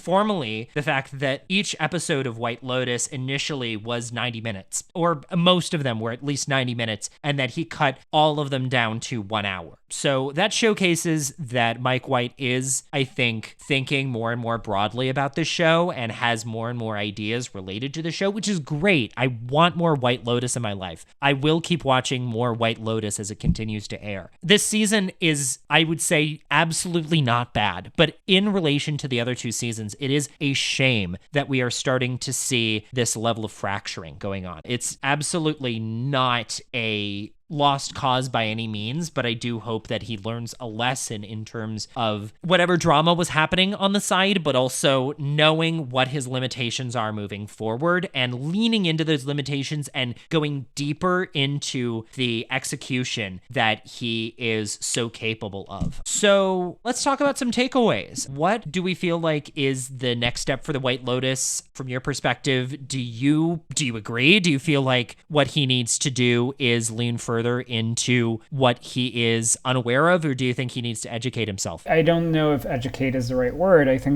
in my opinion, he needs to do one of two things. Either go back to the original pitch of the show, which was to balance foreigners and natives of a country and showing their respective lenses in a balanced and dramatic way that feels very truthful to the culture and experience presented both to the privileged and to the disenfranchised. Or if you're going to do what this show sort of did, which is really focused on the more privileged end of things, which had a sort of this imbalance, I would do something crazier. Meaning I would want the next season to be in like a ice hotel in Sweden. Like go in that direction where it's like ultra privileged, ultra crazy in terms of like location, and explore that. Explore like how it's not necessarily the people living there that are being taken advantage of, but the environment itself. Because, that environment gets heavily used so much by tourists in Iceland and Sweden and in Greenland. Those are the most fertile and most beautiful like locations in the world, and they're constantly getting abused. So if you're not interested in focusing on people anymore, then go and focus on the environment more and how that's abused. Those are my 2 cents. I agree. I think that a new environment and maybe even someplace cold would definitely be great. A ski resort, why not? Yeah. I think that moving away from the expansion of scope could be a huge benefit. Obviously, we have a huge list of characters that we can operate with now, and I think focusing more on the character and less on the world around the character could be a major propping up of what the show can be. Now, it would be a shame to lose the core tension of the show as a whole, which is the way in which these characters interact with their world, but maybe we can do more with less. It is smart to understand what makes the show great, and I think that the people are going to follow. I think Mike White has a really great thing on his hands wherein people are willing to give him space to make something that speaks to him and his beliefs and his identity. And I think that season 3 still absolutely showcases that to a T. I mean, it's very clearly the show that he wanted to make, but I also think it's very clear that when you are writing a script, and this is something that's constant in Hollywood right now, you're talking about the mainstream, this is a Marvel problem across the board, which is that they are creating huge swaths of material rather than walking in with a finished script that they're willing to just put on the screen. Know what the beginning and the end of each episode is and what that looks like from a individualized perspective. Each episode, if not standing completely on its own, standing on its own as a full work. Because when I watched this season, my major problem was getting midway through the season, I was looking at the clock and I was like, when are things going to start heating up? Because in the first season, by episode 5 or 6, you were starting to see tensions start to rise and get really high. And there were certainly things in this show that had that tension by that point. The introduction of Gary, the introduction of incest, the introduction of Timothy Ratliff wanting to kill himself and ultimately trying to kill his children, which was a crazy turn of events and was a really dramatic turn of events. But by the end of the season, we aren't getting this crazy drama. We're actually getting something that is much more simple and maybe sweet in some ways, because you get to see Rick kind of come to terms with his own hubris. He ultimately decides to go after the man he believes killed his father and ends up killing his girlfriend. But I also think that that would have landed stronger if he liked his girlfriend more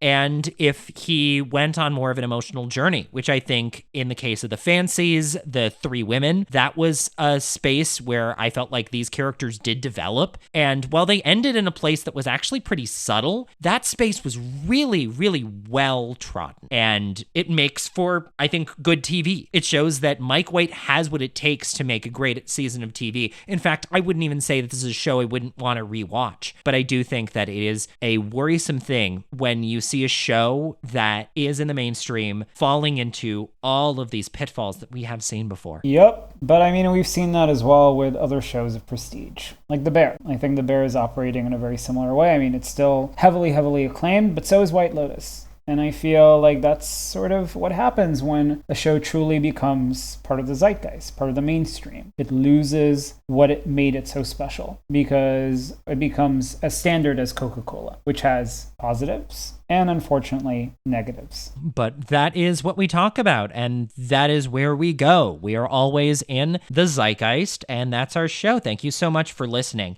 If you enjoyed yourself today, you can review us on Apple Podcasts or Spotify, or share this episode on socials through the platform of your choice. If you took issue with today's episode, that's where you can take to social. Feel free to ping us on Instagram at Zeitgeist Pulp. Most importantly, thank you all so much who have been listening on Mixcloud and enjoying the music mix that I work so hard on for every single episode. Thank you so much to our associate producer today, Jolyn Reyes McKinley. She was working on the sidelines on a previous episode as well, but shout out to her. I'm Jordan Conrad. And I am Niv Elbaz. And we are signing off. Thank you so much for listening. We will be back on October 12th. We are going to be doing an anticipated episode we've been planning for many months, The Modern Vampire, featuring Nosferatu, streaming on Peacock, and Sinners, streaming on HBO Max. See you all then. Stay curious, and if you can't be curious, be critical.